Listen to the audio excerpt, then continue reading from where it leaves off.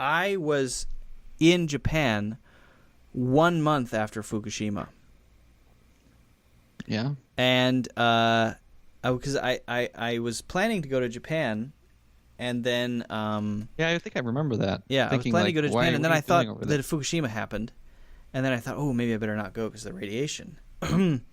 And then I went to Thailand instead. I spent a month in Thailand, and then while I was in Thailand, I had a lot of dreams about being in Japan and being having a wave of radiation sweep over me. People in Japan had their own radiation counters, not any single source, right? So just random people going out and buying their own radiation.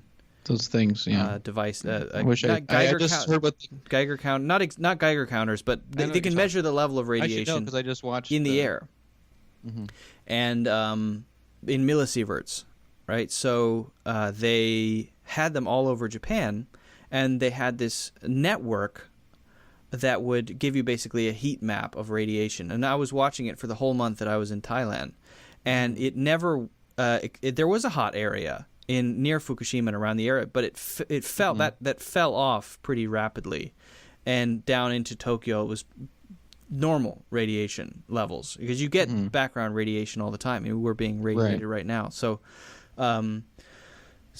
I watched it for a month, and there were little teeny spikes here and there, but nothing that was even close to what you would. And I did a lot of research at the time. I researched iodine. I was doing extensive research on thyroid cancer, iodine, X-ray, millisievert radiation, cesium 236 or whatever that isotope was. I was doing tons of research, 137, while I was in Thailand.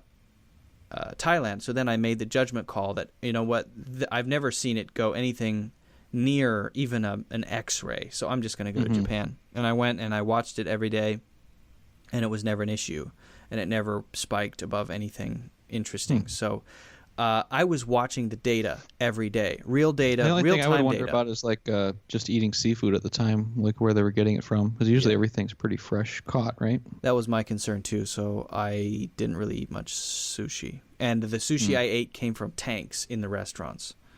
I think the whole thing about it polluting the Pacific Ocean, I think after that happened, the Obama administration upped the allowable amount of radiation, the minimum for food for Americans up to a much higher level than it was before because of the effect that it would have on the California coast, like with fish. I think they tested wine after like a few years later, and there was a much higher level of whatever the cesium-137 or cesium. So like it's had an effect. I'm not sure what the effect is or the long-term effects, but it's just interesting that when something goes wrong, the government will just change the allowable amount to meet what exists.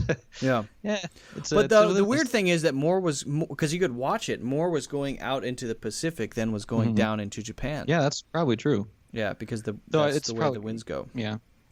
But there was a story of a man who, Japanese journalist who proclaimed that it was safe to eat the vegetables near Fukushima, and he did, and he got leukemia and died. That sucks. There was that story. Yeah, but they were careful about. I was researching everything from the transportation of vegetables and if vegetables were being exported from Fukushima. I was doing extensive research when I was in Thailand, so I was pretty careful. But the weird thing was that when I got there, I think I'm okay. I hope I'm okay. I'm gonna check my thyroid. Thyroid, I also researched thyroid cancer. Like, what if I get thyroid cancer from this? Thyroid cancer has a very good prognosis.